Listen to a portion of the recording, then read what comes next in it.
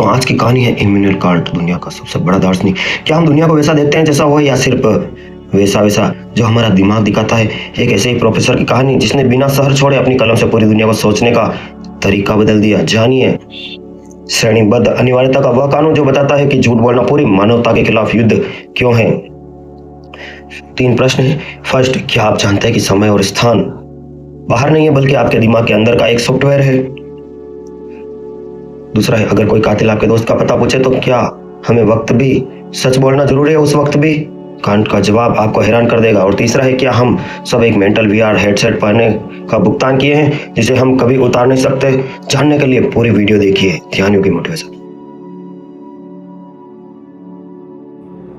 ध्यान योगी। Please like, share and subscribe. तो मैं हूं योगी और ध्यान योगी मोटिवेशन में आपका हार्दिक स्वागत है। इमैनुअल कांट एक ऐसी स्टोरी जो आपके होश उड़ा देगी। तो चलिए शुरू करते हैं। एक का आदमी हर दिन एक एक सेकंड सटीकता से चलता था। लोग उसे देखकर अपनी घड़ियां मिला लेते थे। हाँ, इमैनुअल कांट ऐसा व्यक्ति। देखने में वह महज एक मामूली प्रोफेसर था जिसकी पूरी कायनात उसके शहर के 4 दीवारी के भीतर सिमटी हुई थी। उसने कभी समंदर की लहरें नहीं देखी, कभी बर्फीले पहाड़ों को नहीं छुआ और ना ही कभी किसी औरत का हाथ थामकर प्यार का वादा किया। लेकिन इस पत्थर जैसे चेहरे के पीछे एक ऐसा दिमागी तूफान पल रहा था जिसने हजारों सालों से खड़ी इंसानी गुरूर की इमारतों को मिट्टी में मिला दिया। इमैनुअल कांट एक ऐसा नाम जिसके बिना आज का विज्ञान, कानून और सही गलत की आपकी समझ अधूरी है। जिस दौर में दुनिया या तो अंधभक्त के अंधेरे में थी या कोरे तर्क की उलझन में, उस समय कांट ने एक ऐसी दिमागी जंग शुरू की जिसे इतिहास में कोपरनिकस रेवोल्यूशन कहा गया। उन्होंने सोचने के पहले जड़ से बर्बाद किया। उसने सीधे उस ईश्वर और उस ब्रह्मांड के वजूद पर कुल्हाड़ी मार दी जिन पर दुनिया सदियों से आंख मूंद कर सजदा कर रही थी। उसने दुनिया को एक ऐसा कड़वा सच बताया जिसे सुनकर रूह कांप जाए। उसने कहा कि हम सच को वैसा नहीं देखते जैसा वो है, बल्कि वैसा देखते हैं जैसा हमारा दिमाग हमें दिखाता है।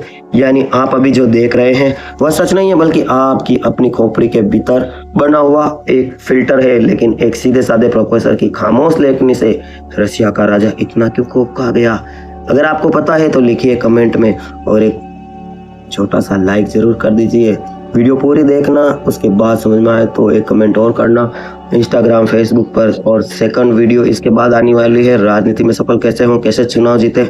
अगर ये वीडियो कल ही चाहते हैं तो कमेंट में बताएं। चलते हैं इमैनुअल कांट पर।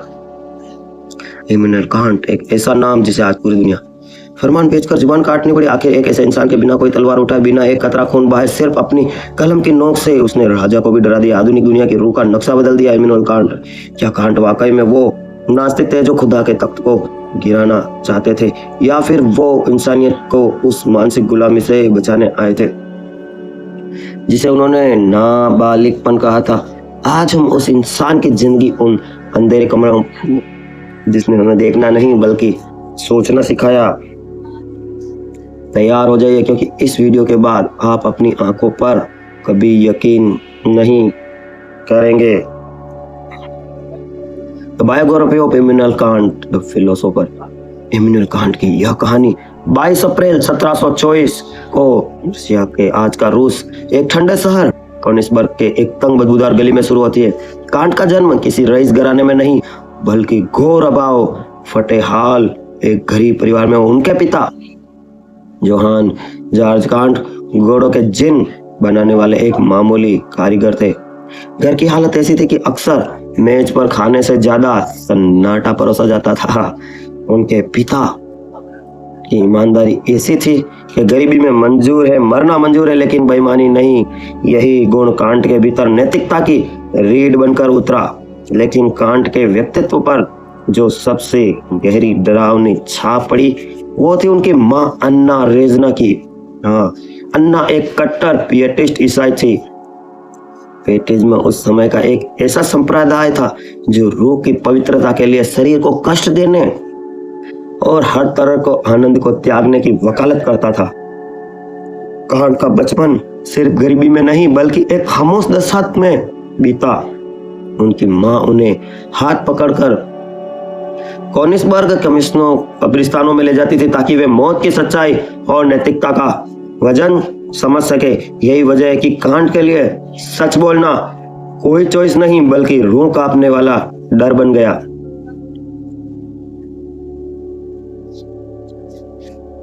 Video sponsor Dwarkadhish electric and power tools, आपकी अपनी शो। यही वजह है कि कांट के लिए सच बोलना कोई चॉइस नहीं बल्कि रूह कांपने वाला डर बन गया। कांट का शरीर बचपन से ही एक त्रासदी, एक बीमारी की तरह था। वे बेहद ठीकने कद के थे। उनकी कद महज 5 फीट के आसपास रुक गया। उनका सीना चपटा था और दायां कंधा बाएं से थोड़ा ऊंचा था। वे एक ऐसे कमजोर और बीमार ढांचे में कैद थे जो किसी भी समय ढह सकता था। ऐसी शारीरिक लाचारी ने उन्हें एक ऐसी मानसिक जिद की ओर धकेला जिसने उन्हें एक मानवीय घड़ी में तब्दील कर दिया। कांट ने बहुत जल्दी यह समझ लिया कि अगर वे अपने शरीर की इच्छाओं, अपनी थकान या अपने आलस्य के गुलाम बन गए, अपनी बीमारी के गुलाम बन गए तो इस दुनिया में कुचल दिए जाएंगे। इसलिए उन्होंने पर धीरे तानाशाह की तरह शासन करना शुरू किया अपने शरीर पर। कांटबर्ग के लोगों के लिए कांट महज एक प्रोफेसर नहीं थे। शांति कोई बाहरी खोज नहीं है, यह आपके भीतर की यात्रा है। जिसे आप बाहर ढूंढते हैं वह सिर्फ एक भ्रम है। अपने अंतर मन में उतरें और अनंत शांति को पाएं। ध्यान योगी। कान अपने आलस के गुलाम बन गए तो दुनिया में कुचल दिए जाएंगे। इसलिए उन्होंने अपने एक हेल्पर रखा जो एक पूर्व सैनिक था। उसको कहा कि मुझे बस जल्दी उठाना है। वह 4 बजे उठ जाते थे, फिक्स 4 बजे। उनका बूढ़ा नौकर लेम्पे जो खुद एक पूर्व सैनिक था उसे काटने सकते कांट कितनी भी नींद में हो, चाहे कितनी भी मिन्नतें करे सोने की, लेकिन उसे घसीट कर उठा देना, लामटे उन्हें बिस्तर से खींचकर उतार देना। कांट का यह पागलपन जैसा अनुशासन उनकी उस फिलोसॉफी की सबसे पहली प्रयोगशाला थी। कौन सब्जेक्ट अच्छा लगता है? बैगन। मजा आया। और अभी तो रुको, क्लाइमैक्स अभी बाकी। फिर से स्वागत है। कांट ने इतना अनुशासन बनाया कि उसे बोला कि मैं कितनी भी गहरी नींद में हूँ, मुझे खींचकर उठा देना। जो उनका जो नौकर था लेम्पे, कई बार वो उसके थप्पड़ मार देता, उसे धक्का दे देता और वो सुबह कहता कि क्यों नहीं उठाया मुझे, कि आपने मुझे थप्पड़ मार देगा, कि कितना भी मैं तुम्हें डांटू मारूं फिर भी तुम उठाना। तो वो एक दूसरे को सुबह बत्याभूत आ जाते, मतलब एक दूसरे को घसीटते। फिर भी वो ऐसा ही अनुशासन था। नौकर उनको उठाता जबरदस्ती, क्योंकि उसको पता था इनको जल्दी उठना। इन्होंने कह रखा है कि चाहे मुझे खुद थप्पड़ मार दो लेकिन उठाना। ऐसा अनुशासन बनाया। नींद में चाहे कितने भी नींद में लामटे ने उन्हें बिस्तर से खींचकर उतार देना, ऐसी हिदायत दी। कांट का यह पागलपन जैसा अनुशासन उनकी इस फिलोसॉफी की सबसे बड़ी प्रयोगशाला थी, जिसे हम एटोनॉमी कहते हैं। एटोनॉमी कहते हैं। उसके लिए स्वतंत्रता का मतलब था चाहे कितना भी स्वतंत्र हो, बल्कि अपनी कामनाओं, अपने विचारों पर नियंत्रण करना होगा। लेकिन इस मशीनी अनुशासन के पीछे एक सनक छिपी थी। कांट के बीमारियों का इतना डर था कि वे केवल अपनी नाक से सांस लेते थे और कभी भी घर के भीतर पसीना नहीं आने देते थे। वे अपनी मौजों को सीधा रखने के लिए एक खास मशीन का इस्तेमाल करते थे ताकि पैरों का ब्लड सर्कुलेशन ना रुके। उनके लिए अनुशासन स्वतंत्रता नहीं बल्कि quotation. Video sponsor Dwarkadhish electric and power tools. काज के लिए ताकि पैरों का ब्लड सर्कुलेशन ना, उनके लिए अनुशासन स्वतंत्रता नहीं, मौत से बचने की ढाल थी। यूनिवर्सिटी के शुरुआती दिनों में कांट इतने गरीब थे कि उन्हें अपने दोस्तों के जूते और कोट मांग कर पहनने पड़ते थे ताकि वे क्लास में जा सके। उनकी मेज पर अक्सर खाने के लिए कुछ नहीं होता था, लेकिन किताबों के ढेर हमेशा लगे रहते थे। इसी गरीबी ने उन्हें यह सिखाया कि इंसान की असली गरिमा उनके होने के बीइंग में है, उसके रखने में नहीं। कांट ने कभी शादी नहीं की, क्योंकि उनके लिए भावनाएं एक मानसिक बीमारी की तरह थी जो शुद्ध विवेक के रास्ते में आती थी। कांट ने एक बार अपनी डायरी में लिखा था, जब मुझे पत्नी की जरूरत थी तब मैं उसे खिला नहीं सकता था, जब मैं उसे खिलाने के लायक हुआ तब मुझे उसकी जरूरत ही नहीं रही। उन्होंने अपनी भावनाओं का गला इसलिए घोटा ताकि वे विशुद्ध विचार का रूप ले सके, वो सामाजिक परित्याग में न पड़े। कांट का इसके लिए दुख नहीं था, उसके लिए एक महज प्रोसेस था, वह पूरा नहीं हुआ। उन्होंने अपनी भावनाओं का कत्ल कर दिया था ताकि वे प्यार रीजन के इस बर्फीले सिंहासन पर, जहां से वे पूरी कायनात को एक मशीन की तरह दिखाई देती थी, ऐसे बर्फीले सिंहासन पर बैठे थे। कोनिसबर्ग की उन सड़कों पर टहलते हुए वहां की हवा में नमक और कोयले की महक घुली रहती थी। कांट ने एक सवाल उठाया, योगी जिसने हजारों सालों की मानवीय समझ की नींव हिला दी। पूछा, क्या हम वाकई इस दुनिया को देख रहे हैं या हम केवल अपनी खोपड़ी के भीतर चल रहे एक निजी सिनेमा के कैदी हैं? कल्पना कीजिए कि आप जन्म से ही एक VR हेडसेट पहनकर पैदा हुए हैं। इस हेडसेट का सॉफ्टवेयर टाइम और स्पेस है। अब आप जो भी देखना चाहे, वह पहाड़ हो या कोई दोस्त, वह इस हेडसेट की स्क्रीन पर ही दिखता है। इस कांट ने फेनोमिना कहा इसे कांट ने। अब मजे की बात यह है कि आप इस हेडसेट को कभी उतार ही नहीं सकते। हेडसेट के बाहर की असली दुनिया क्या है, उसे कांट ने नोमिना कहा। यह दुनिया वहाँ है जरूर, लेकिन हमारे लिए वह अस्तित्वहीन जैसी है, क्योंकि हमारा दिमाग उसे बिना प्रोसेस किए देख ही नहीं सकता। हम जिसे सच कहते हैं वह दरअसल हमारे दिमाग के सॉफ्टवेयर द्वारा रेंडर किया गया यूजर इन्फॉर्मेटिक मात्र है। कांट का सबसे क्रांतिकारी काम यह था कि उन्होंने समय, टाइम और स्थान, स्पेस को बाहर की चीजें मानने से इनकार कर दिया। उन्होंने कहा कि समय ब्रह्मांड में नहीं बह रहा, बल्कि समय हमारे दिमाग का एक सेंस है। जैसे आप बिना चश्मे के देख नहीं सकते, जैसे ही अपना दिमाग बिना समय के कुछ भी महसूस नहीं कर सकता। समय और स्थान, अगर आप कल, आज और परसों को समझ पा रहे हैं तो इसलिए नहीं कि समय बीत रहा है, बल्कि इसलिए क्योंकि आपकी खोपड़ी के भीतर एक घड़ी पहले से फिट है। कांट ने विज्ञान की बुनियाद हिला दी।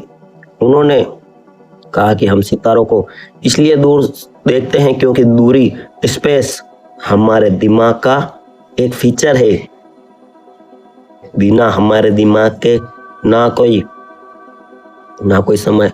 कांट का यह दावा उस दौर में एक परमाणु बम फटने जैसा था, क्योंकि उन्होंने तर्क दिया कि हम कभी ईश्वर को साबित नहीं कर सकते। क्यों? क्योंकि सबूत और तर्क हमारे हेडसेट के फीचर्स है, जबकि ईश्वर उस हेडसेट के बाहर की चीज है। इसे इस तरह समझते हैं कि आप कुछ बड़े सिनेमा हॉल में गए और कोई मूवी देख रहे हैं, आपको बाहर की दुनिया का कोई इतनी आवाज़ है कि आपको बाहर की दुनिया कोई ज्ञान है। आप फिल्म में खो जाते हैं। फिल्म में हीरो को मार पड़ती है तो आप रोते हैं, जब विलन को मार पड़ती है तो आप खुश होते हैं। पूरी एक मूवी है। ऐसी मानसिक जेल में बंद कर दिया जहां वह आज़ाद हो, लेकिन सिर्फ अपने विवेक की चार दीवारी के भीतर। उनकी जिंदगी भी इसी दर्शन की तरह मशीनी थी।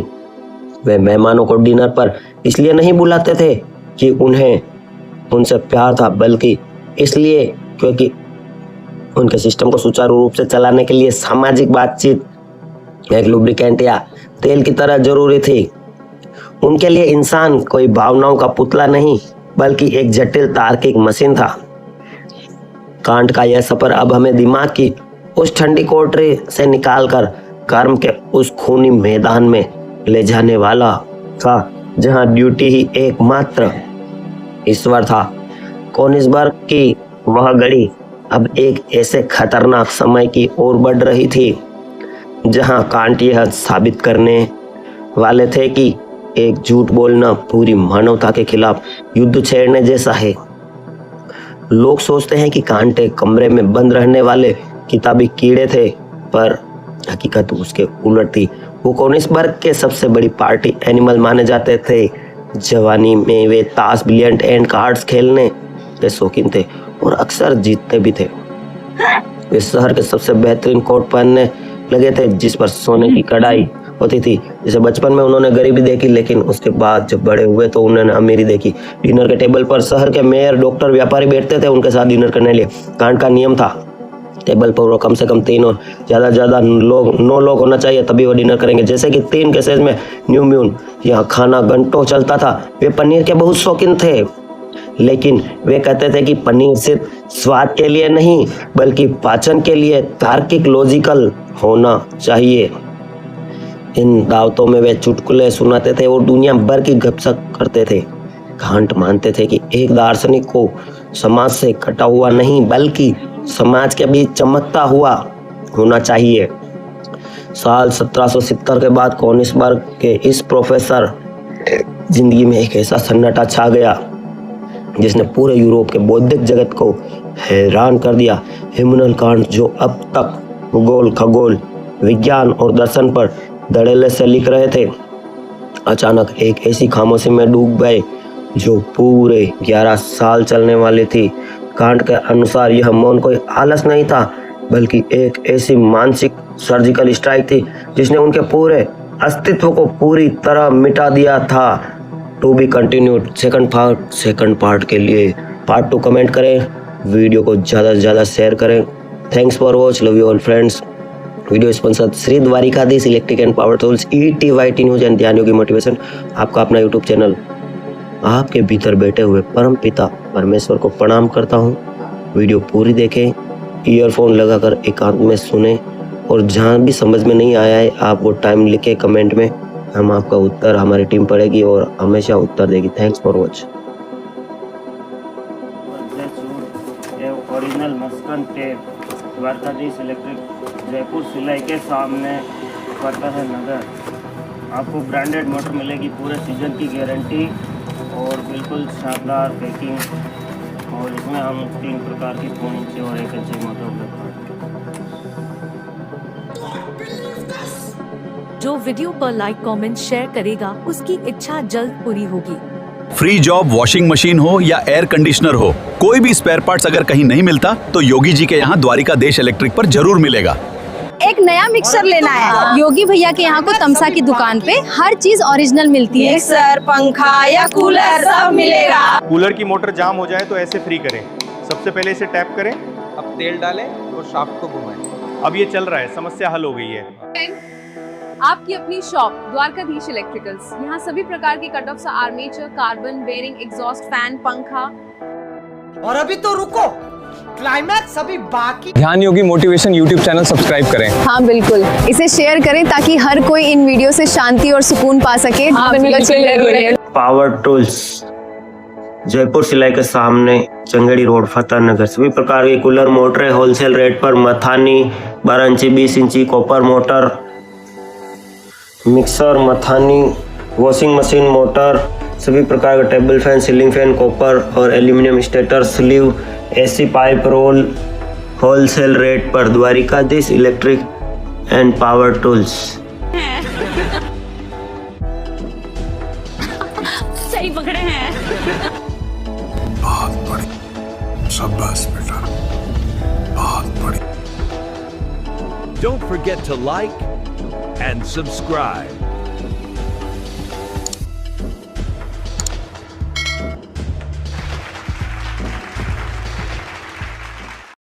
और अभी तो रुको, क्लाइमैक्स अभी बाकी। करो, बोला धक्का मुक्की।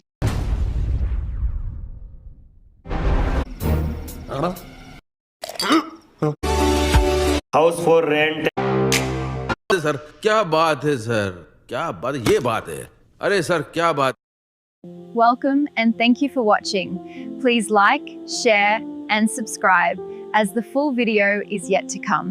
लाल कलर का बटन नहीं, इसे दबाओ, जल्दी दबाओ, फिर मैं शुरू करूँ। दबा दो। Dwarkadhish electric and power tools, Fateh Nagar, ward 14। सभी प्रकार के खराटा, fan, cooler, spare, ICU, Orient, पंखे, सिगड़ी, सभी प्रकार की कूलर, मोटरें के होलसेल विक्रेता। Power tools spare parts, fridge AC parts, bulb, tubelight एवं सब तरह के मिक्सर होलसेल रेट पर। Dwarkadhish electric and power tool, Changeri road, Fateh Nagar, आपकी अपनी शॉप।